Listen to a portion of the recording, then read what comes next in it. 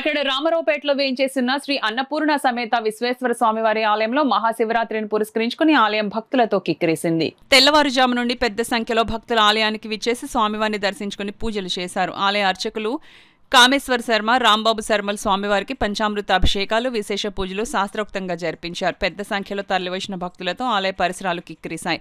ఆలయానికి కాకినాడ నగర కమిషనర్ సత్యనారాయణ విచ్చేసి స్వామివారిని దర్శించుకుని పూజలు చేశారు.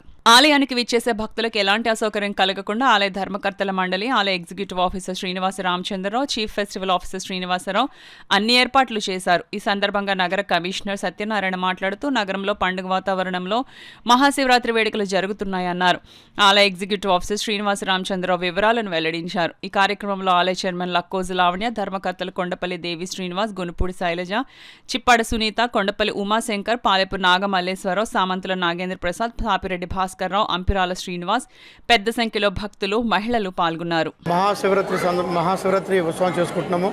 ఆ పరమశివుడు అదేవిధంగా మహాతల్లి యొక్క ఆశీస్సులు అందరికీ ఉండాలి. అదేవిధంగా మన కాకినాడ సిటీకి సంబంధించి, మన కాకినాడ జిల్లాకు సంబంధించి యావత్ ప్రజలు కూడా ముక్తి మార్గంతో ఉండాలి.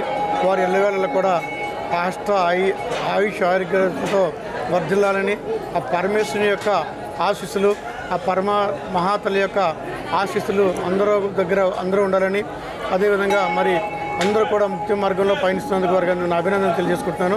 మరి కాకినాడ సిటీకి సంబంధించి అందరికీ కూడా మరొకసారి ప్రత్యేకమైన మహాశివరాత్రి శుభాకాంక్షలు తెలియజేసుకున్నామండి. థ్యాంక్ యూ ఉండాలి. మహాశివరాత్రి శుభాకాంక్షలు. శ్రీ విశ్వేశ్వర దేవస్థానం రామారావుపేట కాకినాడ అందరూ కూడా ఉచితంగా ప్రసాదం పంచిపెడుతున్నాము. క్యూ లైన్లో ఫ్రీ లైన్ పెట్టాము, 10 రూపాయల లైను, 20 రూపాయల లైను. భక్తులకు ఏ విధమైన ఆటంకం లేకుండా వాళ్ళకి నేటంగా కొనసాగిస్తున్నాము.